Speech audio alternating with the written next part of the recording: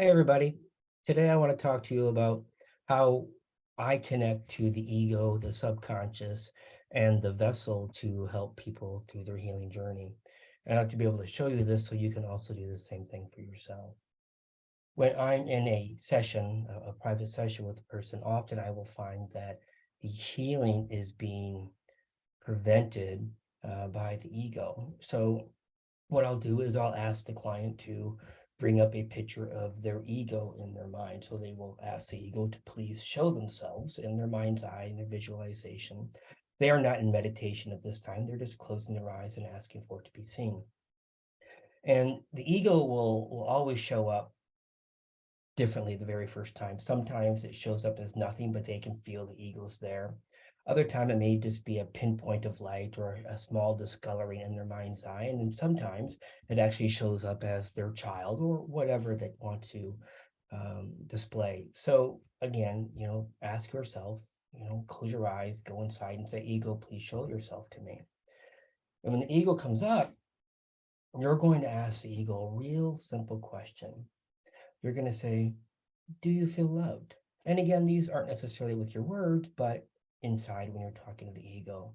Now, often, 90% or more of the time, the ego will say, no, I don't feel loved, or sometimes, but it won't give you a definite yes. Now, if the ego does give you a yes, that is still a clue that there's something not quite right. So the ego is designed to be a trickster. The ego wants to control your reality and your experiences, and often will play a big role in how you feel, sense, or perceive something. So again, ask the ego, do you feel loved? And once the ego gives you that answer, then what I want you to do is with your mind's eye again, send the ego love. So some people will send love from the heart. Other people will just kind of mentally reach up and hug the ego with the greatest intention. And what you will see in almost all cases is the ego changing his or her presentation. It might be a closed flower, then an open flower. It might be a dim light, then a bright light. So you do this and you'll see that presentation change. And then you'll ask the ego once again, do you feel loved? And the answer should change slightly. Now, at this point, you can again send more love to the ego and say again, do you feel loved? Then what I need you to do is to ask the ego if he or she is willing to go into your heart and stay in your heart for a while where there is more love for the ego. Now, the ego will typically say yes. Now, when that happens, don't allow the ego to go by his or herself. Grab the ego and gently put it into the heart. Now, for me, I got a little velvet chair in my heart, and I visualize the ego sitting in that velvet chair. What this does is this helps build the heart-brain coherence, which we all need for more balance. And it helps involve the ego in your spiritual growth. Um, so there's the ego. The the next thing is the subconscious, correct? So when you again close your eyes in your mind's eye, ask the subconscious to present his or herself. And this is actually a little more difficult for folks because they don't know what should the subconscious look like. Now, for me, as a practitioner of spirituality and healing, the ego always shows up as a Rubik's Cube. And in each cube, there is a program that I can go and then look at. But for the client, it never shows up as a Rubik's Cube. It again will show up as a pinpoint of light or another visualization that is often difficult to recognize that the subconscious is actually there. But again, if you focus on whatever that change is, whatever that small, minute change is in mind's eye, and ask again, the subconscious, do you feel loved? And you should either get the information, auditory, or you'll feel it. And again, right, you'll get a no most of the time when you first start this practice. So just like the ego, you'll tell the ego, you'll show the ego love, you'll send it some love. Now, again, right, you may reach up and hug it, you may just send it hearts, you'll do whatever makes sense for you to let the subconscious know that he or she feels loved. Now, when that happens, you should also see the presentation change just a little bit.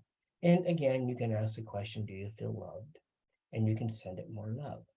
Now, when you get done with that process, you will also say, hey, subconscious, will you please go into my heart for the next hour, for the rest of the day, whatever it is, and you'll get a yes.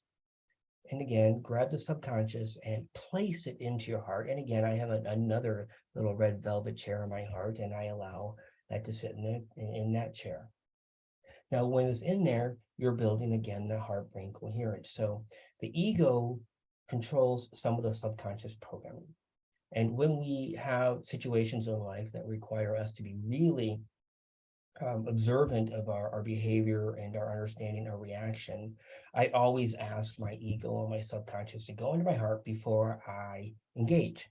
So if I'm getting ready to have a difficult conversation, or if I'm getting ready to start a session with a client, I will have the ego and the subconscious go in there because I don't want the ego to inject its opinion of how the situation should be. And the same thing with the subconscious. I need them out of the picture so my heart can direct me and guide me. So once they're in the heart, then when I go forward with that difficult conversation, or perhaps I'm dealing with a contract or a big life decision, I will call on my heart to, hey, guide me on what I should do, knowing that the ego and the subconscious are no longer in the way of preventing a very true output or a very true opinion of how I need to approach the situation. Now, finally, we have the vessel. Now, the vessel, this is your physical body, and they are three different consciousnesses, the ego, the subconscious, and the vessel. And we are actually made up of countless number of consciousnesses in our body from every individual cell upwards. But these three are really critical in how we become who we are. So with the vessel, you will again ask the vessel, please show yourself. And in this particular case, folks will often see the vessel as a younger version of them, or a sassy version of them, or a very ill version of them, very sickly. Now, when the vessel comes up, again, ask the vessel, do you feel loved? And you'll get a yes or no or maybe, but regardless of the answer, send the vessel love. Now, the vessel is a little different with the other two, because now you can ask the vessel, hey, what do I need to heal? Tell me what's wrong with you. What's preventing this disease, this condition, this situation in the physical body from happening?